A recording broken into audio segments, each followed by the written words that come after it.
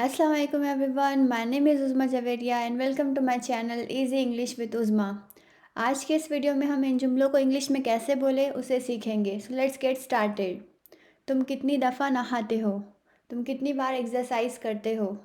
तुम कितनी बार अपना मोबाइल पासवर्ड बदलते हो? तुम कितनी दफ़ा अपने रिश्तेदारों से मुलाकात करते हो?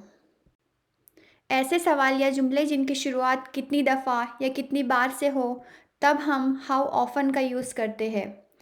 यहाँ इन जुमलों में तुम कितनी दफ़ा, तुम कितनी बार, तुम कब-कब इस तरह यूज़ किया गया है, इसलिए हम इंग्लिश में उसे how often do you use करेंगे। How often do you. आइए इसके सेंटेंस स्ट्रक्चर को समझते हैं।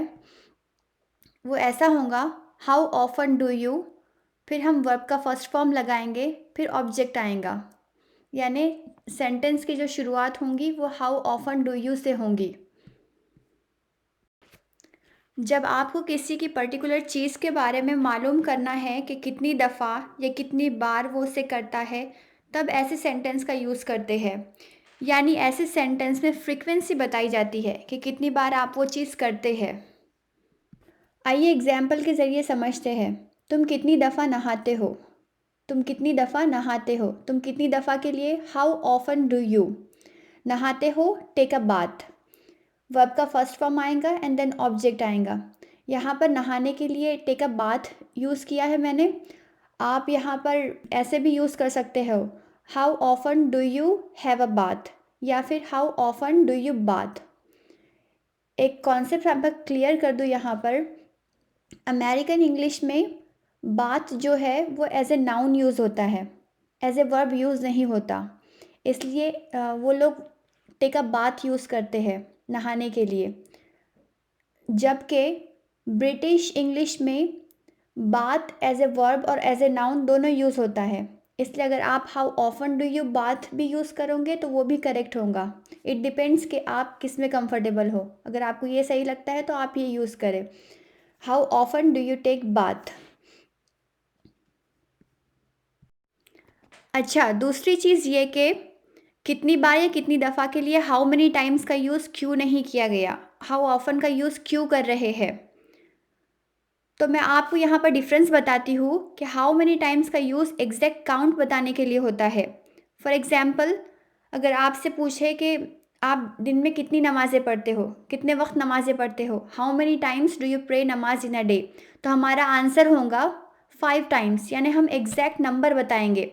जब एग्जैक्ट काउंट बताने की बात आती है तो हम हाउ मैनी का यूज़ करते हैं, हाउ मैनी टाइम्स का यूज़ करते हैं। एट द सेम टाइम जबकि आपको ये पूछा जाए how often do you pray नमाज, तो आपका आंसर होगा एवरी डे या फिर rarely. It depends, right. That's the difference. और हाउ ऑफन का जब यूज़ करते हैं तो उसका आंसर एग्जैक्ट काउंट में नहीं आएगा। उसका आंसर में every day, once in a week, frequently, usually, always, rarely, seldom, ये सब ऐसे उसके आंसर में आएंगे। एंड आई होप कि आपको हाउ ऑफन और हाउ मेनी टाइम्स के दरमियान का डिफरेंस समझ में आया हो।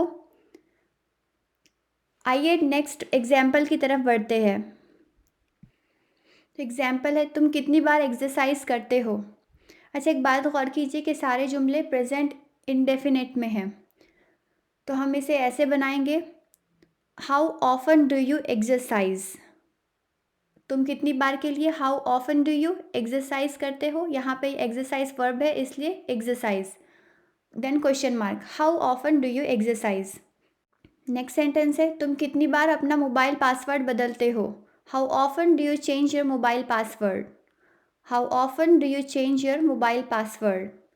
नेक्स्ट सेंटेंस है, तुम कितनी दफ़ा अपने रिश्तेदारों से मुलाकात करते हो?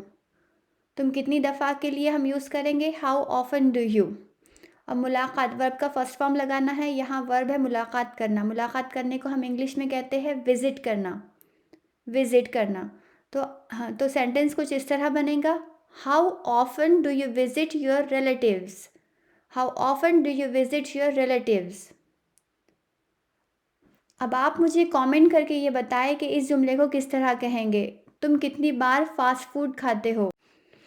Thank you for watching this video. अगर आपको ये वीडियो पसंद आया हो तो प्लीज़ लाइक और शेयर ज़रूर करें, और अगर आप इस चैनल पर नए हो तो इसे सब्सक्राइब ज़रूर करें और बेल आइकन को ज़रूर दबाएं ताकि मेरी नेक्स्ट वीडियो आप तक पहुँचे। अल्लाह हाफिज़।